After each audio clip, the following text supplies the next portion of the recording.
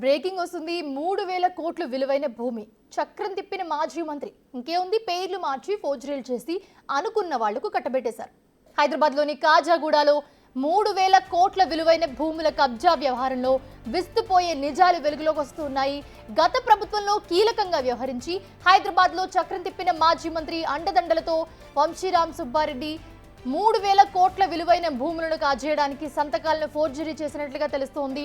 అందులో భాగంగానే 2023 వరకు రికార్డుల్లో పోరంబోకుగా ఉన్న భూమిని సడన్ గా పట్టా భూమిగా మారుస్తూ నిర్ణయాలు తీసుకున్నారు అప్పటి కలెక్టర్, CCLA అధికారులు. అత్యంత విలువైన వివాదాస్పద భూమిని వంశీరామ్ బిల్డర్స్ సుబ్బారెడ్డికి అంటగట్టడంలో విస్తుపోయే ట్విస్ట్లు ఇప్పుడు వెలుగు చూస్తూ ఉన్నాయి. అయితే పట్టా భూమిగా ఉత్తర్వులు ఇస్తే 1960 నుంచి 1995 వరకు కూడా అనుభవదారుని కాలంలో అప్పటి కాలంలో ఉన్న 20 మంది రైతులకు గాను రక్షిత కౌలుదారు చట్టం 1950 వర్తిస్తోంది.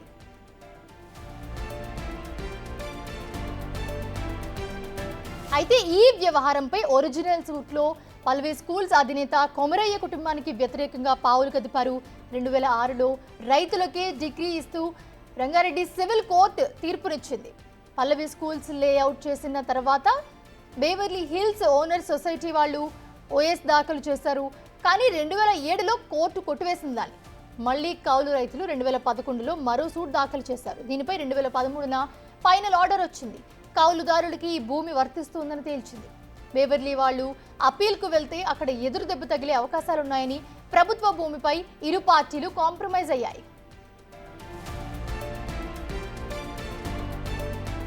ఆ తర్వాత 2017లో 100 కోట్లు పెట్టిన ఎకరం భూమి దొరకని ప్రాంతం కావడంతో ఎలాగైనా కొట్టేయాలని ప్లాన్ చేశారు. దీంతో రైతులకు 10 కోట్ల రూపాయల వరకు పల్లవి స్కూల్స్ యాజమాన్యం తయారు చేసిన లేఅవుట్స్ వాళ్ళు ఇచ్చేలా MOU కుదుర్చుకున్నారు. వాళ్లతో గతంలో కోర్టులో పొందిన డిగ్రీ పవర్స్ అన్నీ ఇచ్చేలా ఒప్పందం చేసుకున్నారు. 48 మంది రైతులు, వారి కుటుంబాలు ఇందుకు అంగీకరిస్తూ సంతకాలు చేశాయి. అయితే ఇదంతా లీగల్ కాదు. ప్రభుత్వం తన భూమి అని కోర్టుల్లో అఫిడవిట్లు ఇచ్చి ఫైట్ చేస్తుంటే వీరంతా ఎలాంటి స్టాంపు డ్యూటీ లేకుండానే ఒప్పందం చేసుకున్నారు.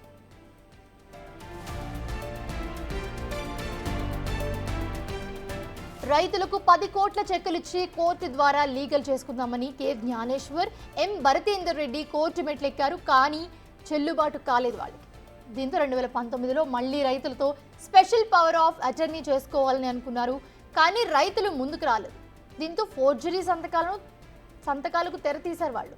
2017న జరిగిన ఒప్పందాలకు అనుగుణంగా జ్ఞానేశ్వర్కు స్పెషల్ పవర్ ఆఫ్ అటర్నీ ఇస్తున్నట్లుగా అన్రిజిస్టర్డ్ డాక్యుమెంట్లో నోటరీ చేయించుకున్నారు.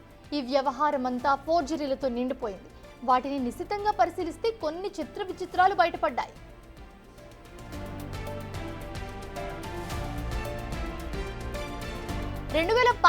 డిసెంబర్ 24న చేయించుకున్న ఒప్పందంలో వీరయ్య అనే రైతు ఇంగ్లీష్లో సంతకం చేయగలడు. కానీ వేలిముద్ర వేసినట్లుగా చూపించారు. డబ్బుల చెల్లింపుల్లో వారసుల సంతకాలు లేవని R. కరుణాకర్ సంతకం ఫోర్జరీ చేశారు. ఇలా పదుల సంఖ్యలో రైతుల సంతకాలు ఫోర్జరీ అయ్యాయి. అక్కడ తమ ఇష్టానుసారంగా కోర్టుకు అన్ని సమర్పించారు. అయితే ఎక్కడా అధికారికంగా భూమి బదలాయింపు జరగలేదు. అలా జరిగితే ప్రభుత్వానికి వ్యవసాయ భూమిగానే 27 కోట్ల స్టాంప్ డ్యూటీ చెల్లించాల్సి ఉండేది.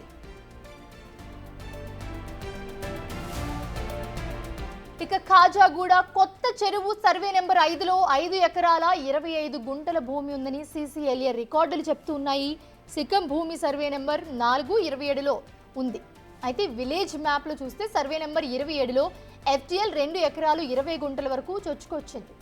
రెవెన్యూ అధికారులు చెరువు ఉందని చెప్తూ ఉన్నారు. కానీ 2022లో చూస్తే సోహిని బిల్డర్స్ NOC కోసం అప్లై చేసుకుంటే MRO లెటర్ లేకుండానే ఈ నారాయణ, అలాగే సిటీ ప్లానింగ్ GHMCకి సర్వే నెంబర్ 27 లేకుండానే మ్యాప్ గీసి అప్పగించేశారు.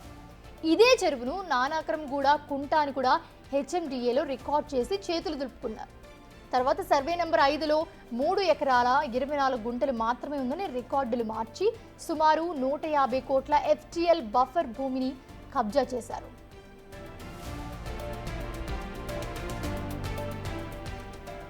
వేల కోట్ల రూపాయల భూమి వివాదంలో ఉండటంతో గత ప్రభుత్వ పెద్దలు వాటాల కోసం చేతులు కలిపినట్లుగా తేలింది. 2023 వరకు కూడా అది ప్రభుత్వ భూమి.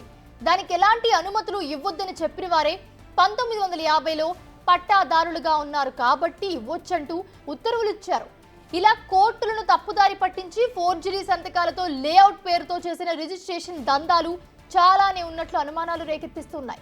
1996 నుంచి వివాదంలో ఉన్న భూమిలో లేఅవుట్ ఎలా వేశారు, ఎవరెవరు ఎంత దోచుకున్నారు, కమిషన్ల దందా ఎలా సాగింది?